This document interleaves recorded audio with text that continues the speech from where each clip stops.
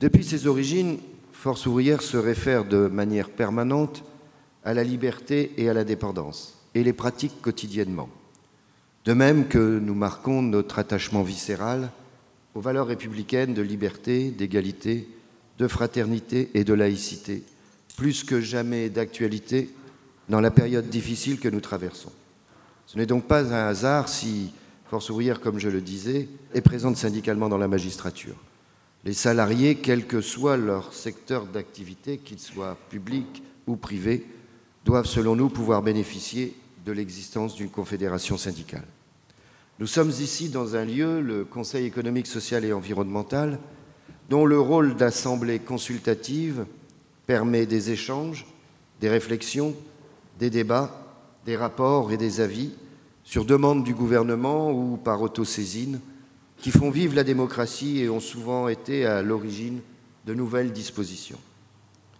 Vous le savez mieux que moi, la justice est la gardienne naturelle des libertés individuelles dans une société ordonnée qu'elle a aussi la charge de préserver.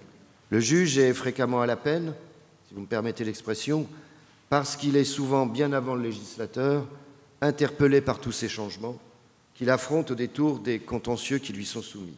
Dans un monde où le court terme l'emporte trop souvent sur le long terme, où tout circule, tout s'échange, tout bouge, tout s'accélère, parfois rien ne dure, comment le juge implémente-t-il son propre logiciel et fait-il ses mises à jour?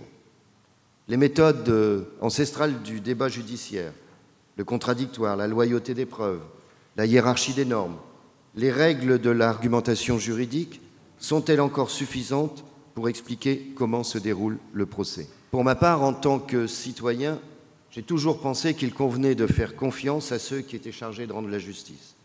Mais en tant que citoyen, je dois aussi considérer toute la défiance qui peut être projetée sur les jugements qu'ils rendent.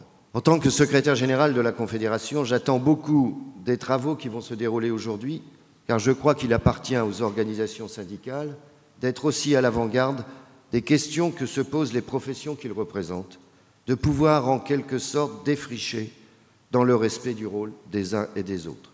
Alors si les travaux peuvent aujourd'hui servir à rapprocher la justice des justiciables, l'intérêt du syndicalisme confédéré dans la magistrature aura été une nouvelle fois affirmé. Et je suis convaincu que ce sera le cas. Merci de votre attention.